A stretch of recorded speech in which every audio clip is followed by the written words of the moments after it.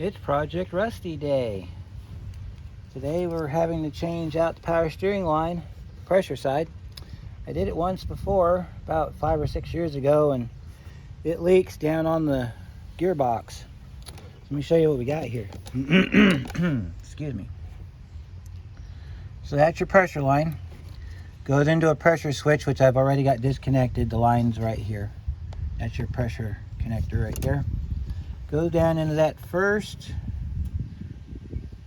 port down there on the gearbox. So first thing we're going to do is we're going to get the fluid remaining out of the reservoir by the use of a vacuum pump.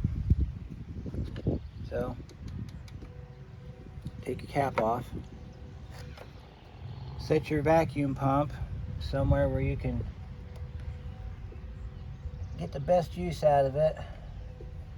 And we'll feed your hose into the bottom of the reservoir and find a good spot for your thing to sit, and then just vacuum suck it out. You gotta watch for when it gets down below.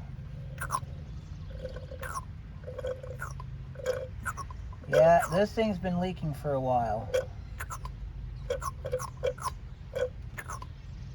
Changed the lines as part of the engine rebuild years ago. I also put a new gearbox on here because the old gearbox had gone to crap. And there's our fluid. Now, if we leave it in the container, we can reuse it, which is what I might do. I might just go ahead and just leave this in the container and set it off to the side, and then we can dump it back in when we're done because it's still good fluid. Now that we got that out of the way, the next step is to get the pressure switch out. So let me get you in a position here where you can see the pressure switch. And there's our pressure switch right there. We got to get that out, so we need 2 different wrenches. Looks like maybe a 9/16.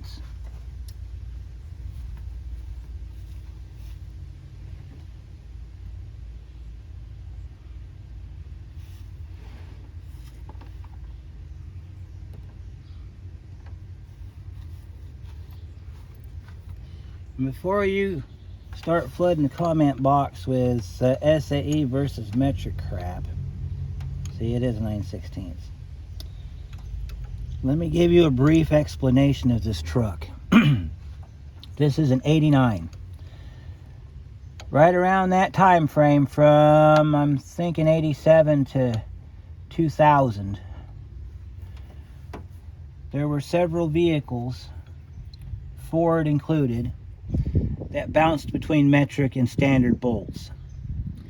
So the way that they did it was wherever a standard bolt would fit, that's where they used it. If they had a spot that a standard wouldn't fit, metric came into play. I don't want to hear a whole bunch of people in the comment box freaking out because I'm using a 9/16 wrench on this piece here, because I'll tell you a secret, metric won't fit it.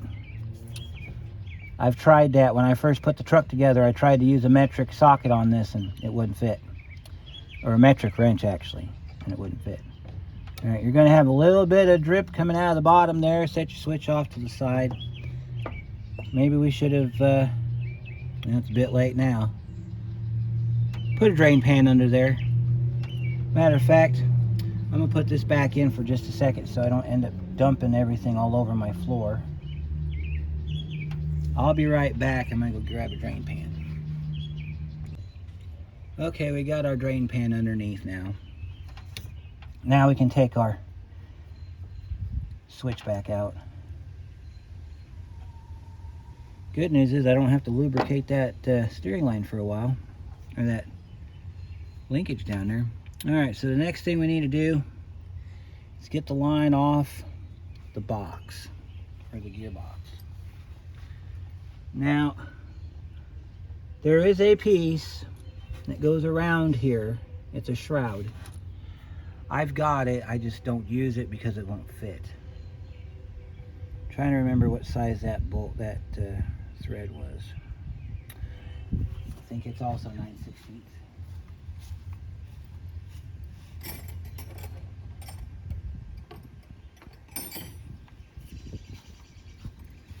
Because we're messing with lines, we use a line wrench. Alright, so let's get down in here and see if we can get that line loose off that gearbox. I remember this was not a very fun job. I hated this job when I had to do this the first time. Nope, it's a half. Yep, I hated this job so much when I did this last time. And the funny thing was, I still hadn't had the engine in yet. I did this with the engine out because I rebuilt the engine in this truck. And so I thought, well, I'll put the gearbox in while I have the room to do it.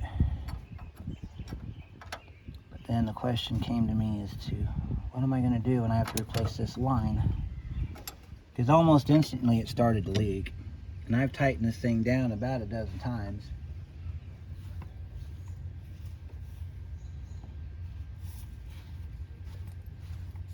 And regardless of how many times I've tightened it down, it still keeps coming loose.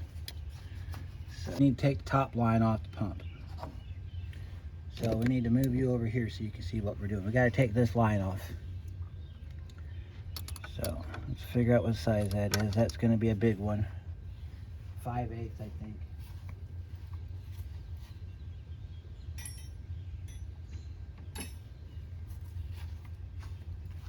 We'll see if we can make you metric people happy by putting a 14mm on it. Nope. Okay. Ooh.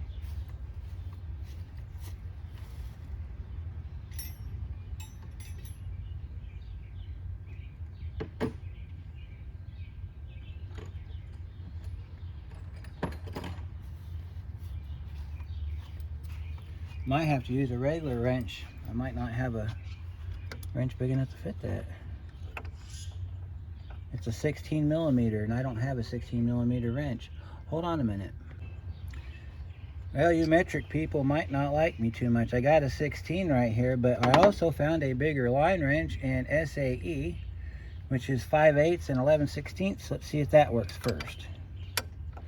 5/8 is for the win, people. Yep, I'm sorry. You guys are just not winning it today.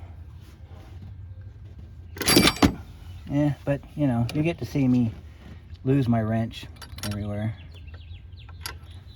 So, we got to pull this top one out here. Probably would have been better if I pulled the dipstick out of the dipstick tube, but that's okay.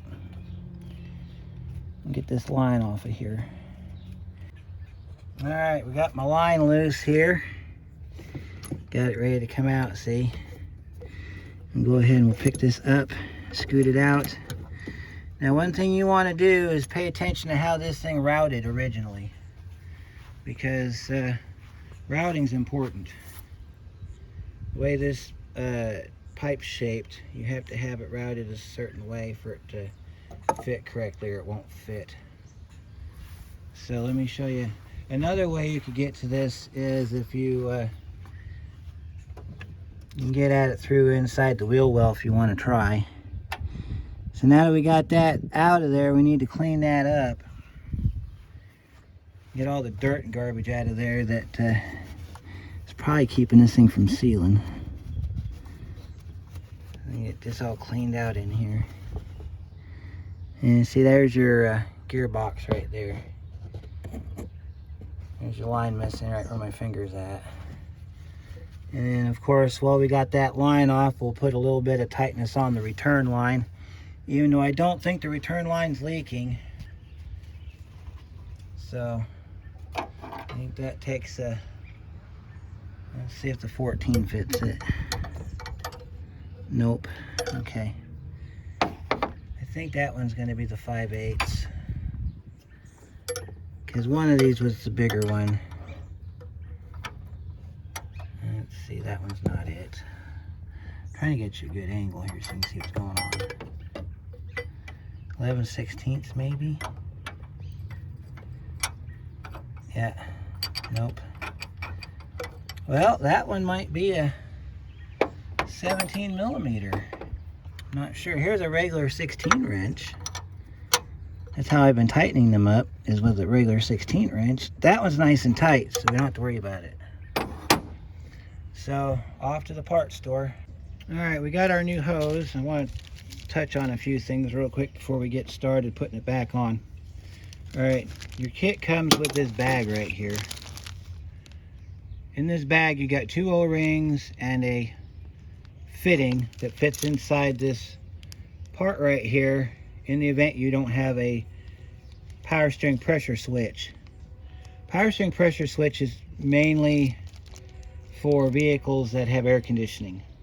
So if you don't have AC, you're not going to have that switch. You're going to have to use this plug. So make sure you put thread seal on the plug. Make sure one of these O-rings goes on it and you tighten it down. Which brings me to the other point before we get started. We got to put our O-ring on the end here. You see that end right there needs an O-ring. That end goes into the reservoir. The other end we'll put into the gearbox, has to have thread tape on it. Or we're going to use our thread seal that we've been using here lately. The reason you have to do that is because there's no O-ring on it. And if there's not an O-ring on it, it's going to leak past the threads and your hose is going to fail prematurely, kind of like mine did. There's your O-ring on your hose. Alright, so that end goes down here. You'll see that in a minute. The other end we've got right here, it's this one. We got to put our thread tape, got to put our thread seal on it. So let me see if I can get you in the position here where you can see what we're doing here. Oh, that's perfect. Alright, so take your thread seal.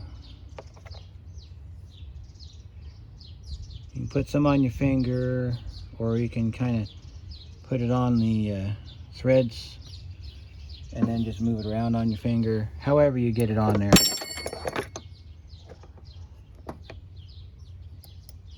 You gotta thread seal this. Make sure you glob it on there real good too. You want to make sure you get a lot of this stuff on there. You want this thing to seal so that you don't have a power steering failure. This also works well if you have to change the transmission lines on the automatic transmissions. You want to make sure you get this on there. Make sure you get it in the threads. If you get a little bit on this end right here, just wipe it off with your finger. Make sure you get all throughout the threads. This is not one of them little goes a long way situations. This is more like a lot goes a long way situations. And then we'll get our camera to quit tipping around on us here. Wipe the fingers off. And then we got to route your hose. This is why routing is important. Because this route's a certain way for it to fit. Because if you don't route it the correct way, it won't fit. It has to be particular. I mean, granted, you got this rubber right here, but I do believe we got to go underneath this right here like this. Try not to get any dirt inside your thread seal. There, see that? That lines up. And then you drop your alternator, which is fine because you can do that. Now you get that sucker lined up in the hole. Start some threads by hand. You want to wiggle the hose to make sure you got it locked in, because this thing will fool you. See, it'll make you think it's got itself started, but it won't start. Sometimes you got to pull the hose back.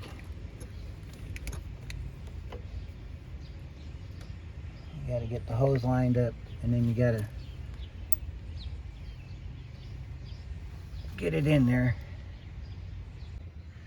Okay, I just went ahead and put the line on. I finally got it thread.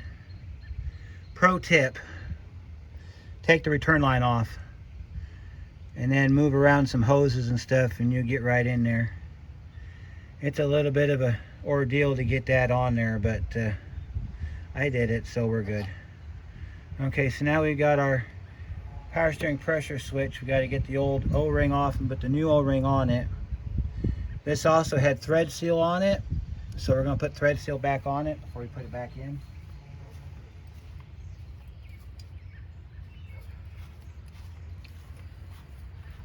Once again, if you don't have air conditioning, you won't have this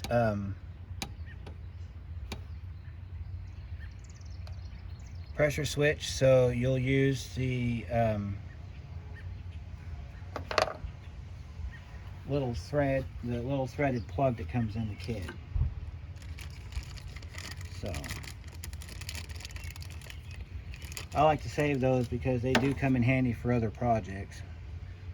So it's kind of a good idea that you just hang on to it. Don't throw anything away that you get, because you can always use it for something else. So a little bit of advice from one person to another there. Take our thread seal. Now you can use thread tape if you want to. This is just easier because this won't unravel like thread tape will.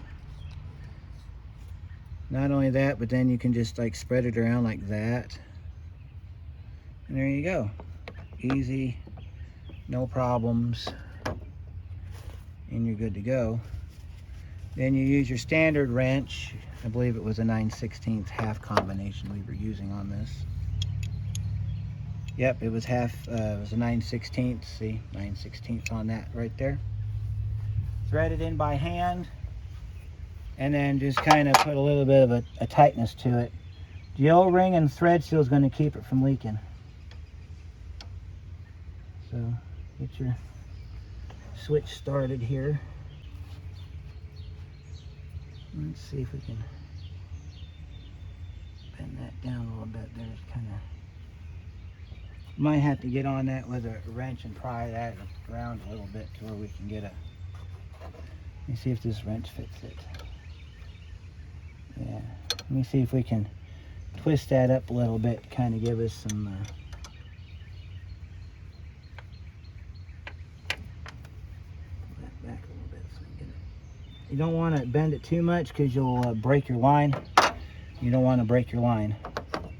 You just want to get enough room for your switch to fit. Sometimes you have to do that. Just don't go He-Man woman hater on it. You do that, and that's what things get broke. And you take your wrench and you tighten up your fitting. That's the issue with aftermarket hoses. You gotta sometimes modify them slightly. Now, if I wanted to be completely stupid about it, cause myself a lot of problems, instead of just doing that little twist trick, I would have got me a 90-degree threaded elbow, stuffed it in there, and then stuffed the switch into the elbow. But I'm not in for stupid, so we'll just forego that idea. We got our hose on. We got some stuff we have to reposition, like this electrical line here that we moved, or that I moved off camera, I should say. We got an emissions tube here that goes back to your charcoal tank that I thought I could move to make life easier, and kind of did for about 5 seconds, and then it got difficult again. Make sure your wires are all where it's supposed to be. Don't forget to plug in your connector. It'll usually click, but this one, the tabs are worn out on it, so. But it is what it is. Put our dipstick back in our dipstick tube. Now we're gonna take the fluid that we took out of it earlier, we're gonna put it back in. And we're gonna look and see if we have any what is known as gravity leaking. That's where the system leaks without having anything activating it. So pull our bulb out of here. Just about forgot to get our light bulb out. And we'll put our fluid back in. We'll see if we have any leaks. If we don't have any leaks, then we'll go ahead and fill it up and we'll start it up. You got to bleed it. because the system's been opened. Even though we didn't start the truck or anything like that, we still have to bleed the system. Otherwise, you're going to have choppy steering. Okay. All right, we'll take our flashlight here. And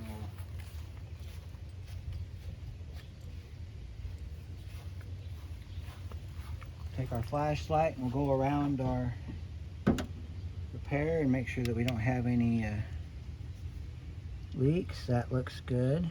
Nothing there. Nothing down there on the bottom threads. Looks like we're okay. Looks like we're nice and dry. I don't see nothing on the steering switch, so I think we're okay. Let's go ahead and fill it up. We won't fill it all the way up. We'll just fill it up to about halfway up the reservoir. So if you're counting it from the outside, go to right about in here somewhere. That way you've got air for the bleeding process. Not to mention that when you're done, if it's done correctly, you will have perfect fluid level.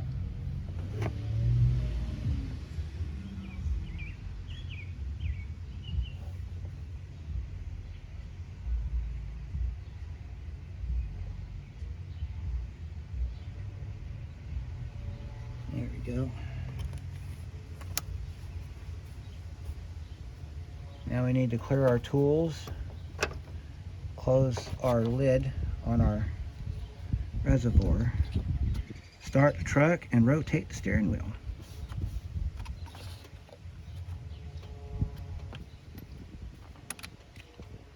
And then when we're done, we'll make sure we have no bubbles, and then make sure it's not groaning and whining like it was the other day. So we're going to set you like that so you can see what's going on. We're going to get our tools picked up.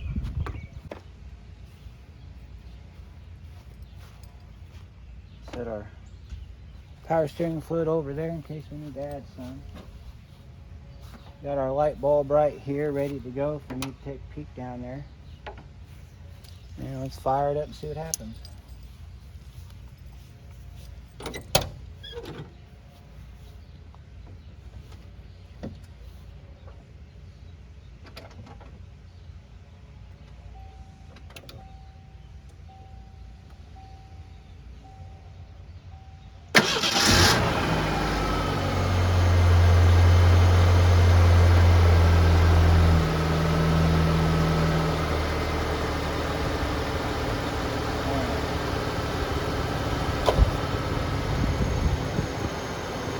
So far so good. Let's do some rotation.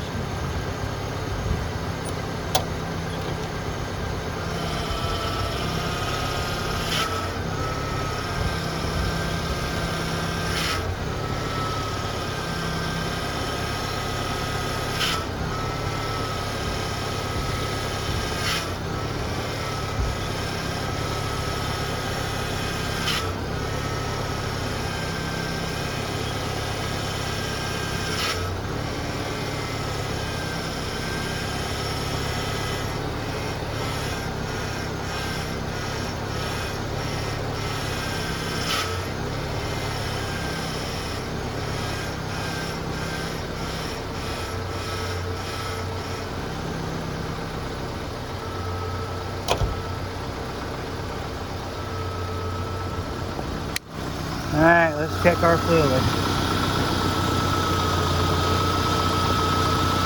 Isn't she sounding so sweet? Sweet sounding truck. Alright, we probably need to add just a little bit more. Normally, you see that little recess right there where my dipstick's pointing? Usually you want to get your fluid up to the top of that. If you can get your fluid up there, then you're in good shape. For the most part.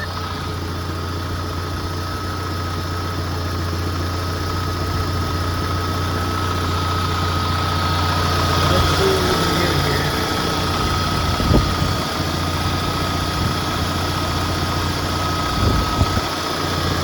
See how it's covering the recess there in the top? I think we're good to go now. So we'll do a couple more turns with it. See if we can get the noise to go away. Our fittings are dry. See, our fittings are dry. Our pressure switch isn't leaking. Our reservoir is not leaking. Our return hose is good. All we got to do now is do a couple more rotations. And I think that'll do it for this one. I just love how my truck sounds. I put a lot of time into this truck. We're going to do paint this year too sometime. And we want to get it painted. And you see how easy the steering wheel's turning? If you did bleed the system, it'll do this. It'll chop, chop, chop. My 01 does that a lot. Ford power steering pumps are always going to be a little bit noisy. They're never going to be totally quiet. I don't understand why that is. By the way, if anybody out there has a explanation as to why my tach does that from time to time, please leave me a message in the comments, because all my other gauges work fine. That one there, it likes to flip around, and then sometimes if it idles down low enough, it'll pick up its signal and it'll pick it back up here, and then I'll shut it off and it'll drop. But then when I turn the key on, before I even start the truck, the needle will pop up above 0 just a little bit. So somebody knows why that happens, let me know. I would love to know why that happens, because I've been trying to figure that out for years and no luck. So if anybody knows how that works, let me know. Anyway, let's go ahead and check our fluid one more time. I want to do it with a shut off. Looks like we're dry on the bottom, so that repair's done. No bubbles. We're good. If we had bubbles, we'd have to continue on. We have no bubbles. So that'll end it here, folks. Hope you enjoyed this Project Rusty video. It's not something I had planned to do since I changed that hose once before. But like I said, since the day after, it's leaked. And then yesterday, it just dumped all my fluid out all over the ground. So I got tired of it. I don't want to burn that pump up.